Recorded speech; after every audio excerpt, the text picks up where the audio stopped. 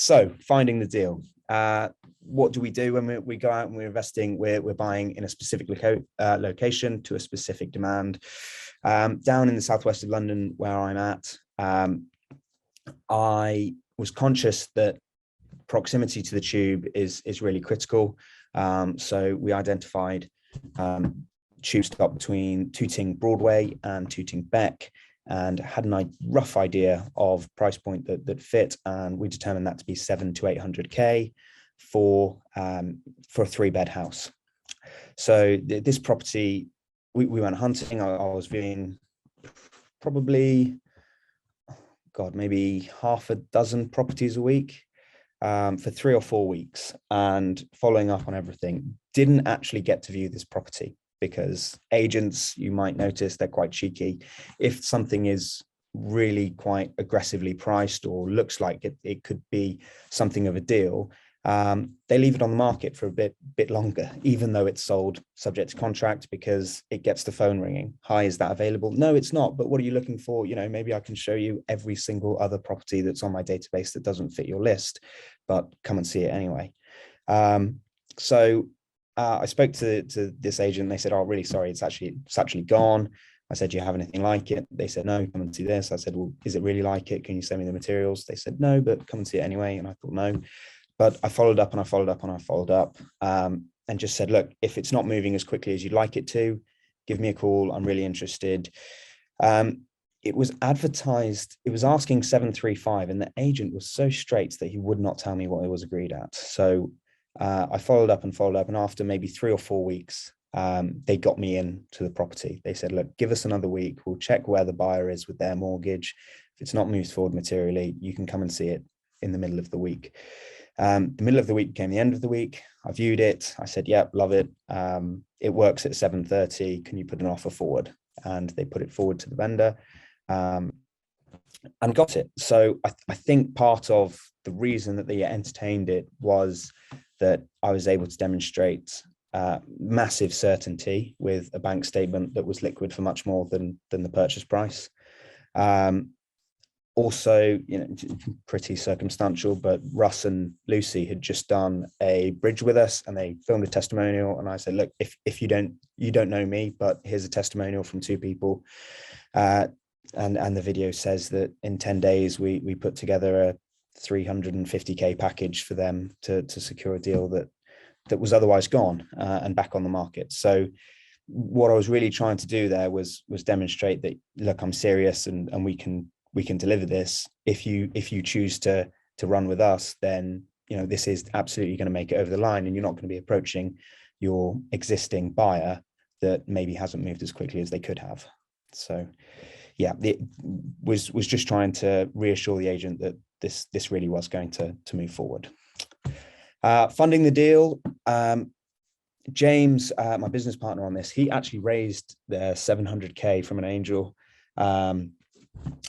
which was, you've no idea how stressful this was. So I went to Barbados a couple of weeks ago, and James said, "Look, no worries. That I've said to the chap, Jeremy, look, we're looking to buy on the 1st of April. Fantastic. Okay, yeah, 1st of April is no worries." This must have been end of February, early March. And he said, "Yeah, fine, that's no worries at all. I've got a flat that's selling, and the money will be there." So you should be hearing that the wheels are falling off, and I can't believe I didn't hear that early on. The other part of the renovation, 250k. We've got 10% on a drawdown basis, which we've not drawn down yet, and 125k from each of us self-funded. 125k total from the both of us self-funded. So totals around 850k there, 850k. And there's a top up from cards that we'll be doing the last part of the renovation with. Few pictures rather of the property. It's beautiful. It smells awful, and it's got lovely swirly carpets. So it ticks the box. It doesn't have radiators. There's no real damp, and we're going through a planning permission, and the property is incredibly square, actually, which I was really happy to hear. The extension that's above this kitchen on the left sits exactly on top of it, so it's not wonky at all. It's great. Challenges with the property. So before I went away, the previous buyers that were proceeding at a snail's pace came back and reoffered or increased their offer. This was after we'd engaged architects, we'd had plans drawn up, we'd submitted planning permission because we didn't want to buy this property and be caught then waiting 8-12 weeks for the planning permission to be approved. Number 87 on the street has got a like-for-like extension for what we're asking for. So we're 9 out of 10 confident that we'll have it. For whatever reason, we didn't exchange subject to planning. We just exchanged at that moment in time and said, look, run with us, we'll exchange and we'll complete for the 1st of April. Fantastic. We know our angel is expecting us to complete on the 1st of April. His sale actually didn't conclude until, I don't think it has even now. So whilst I'm waking up in Barbados on the 16th of March, James has said, oh, you won't believe it, but we're 300K light for our completion on the 1st of April.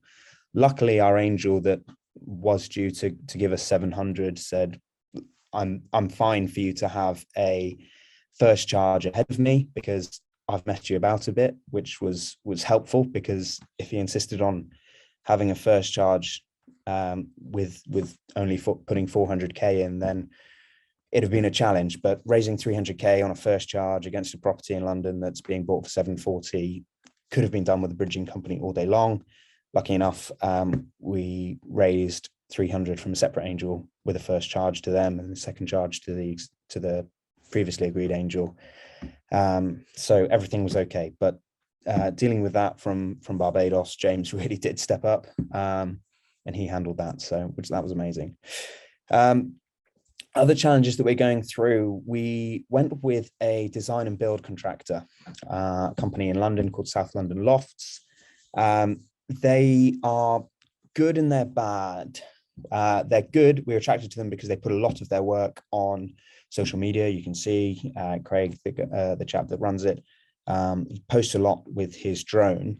The challenge with them is that you fit into a 50 project a year business. And if you want to have your own guys do certain things because your own guys are a bit more cost effective, forget about it. They absolutely have you by the short and curlies. The planning permissions are difficult. So if planning come back on the 1st of April and say, we'd like a couple of changes here and here, I don't know how that's going to go. The structural engineers that they use either aren't providing us with the full information that we need to provide the steels, or yeah, I think that's it. They give you so much information, but keep some back so that you sort of have to run with them, which means that if their price is 10-15% above where everyone else's price is, then you've really got to work hard to sort of get your own team into the job. So we're actually not running with them. We're going with Demir, who some of you will know. The challenge is that we may need to have structural calcs done again, or at least the calcs that we've got, which for Demir and I are algebra on a piece of paper. They've not been translated into a steel frame of this size and this thickness and this specification. So that's been a bit of a learning curve. So are you saving money using an architect and structural engineer that charge 2.5-3K for an all-in service? Probably not, because their all-in service is going to mean that you're going to use their contractors, and their contractors are going to be able to quote pretty much what they want, because otherwise you've got to go and start the process again with someone else. Party wall surveyors. This was a first time. The challenge that you've got with party wall surveyors is that they are particularly detail-driven people. So they won't do step 3 until step 1 and 2 are completed. They won't draft step 3 before step 1 and 2 are completed. So it's been a lot of tell me what you need, I'll get it to you as soon as I possibly can. But if you're then waiting for example, structural calculations from your structural engineer, party wall surveyor wasn't interested in talking to us until we had everything to give to him. Start the process as early as possible, go around and knock on the neighbors. But even then, we've got a lovely couple next door, a pair of young doctors. They would like to be handheld, so they have their own surveyor. Our other neighbor, he would like his handheld, so he has his surveyor. So we've got 3 surveyors to look at 2 walls, which is just fantastic. And one of them's away until the 21st of April. So that's when the survey is going to be done. So yeah, painful process. But I've been chatting to Demir, and he said he's working on one, which is a flat in 2 semi-detached buildings, and there's 7 flats in each building or something, and it's just chaos. So yeah, heart bleeds for those that deal with party wall surveyors on a daily basis.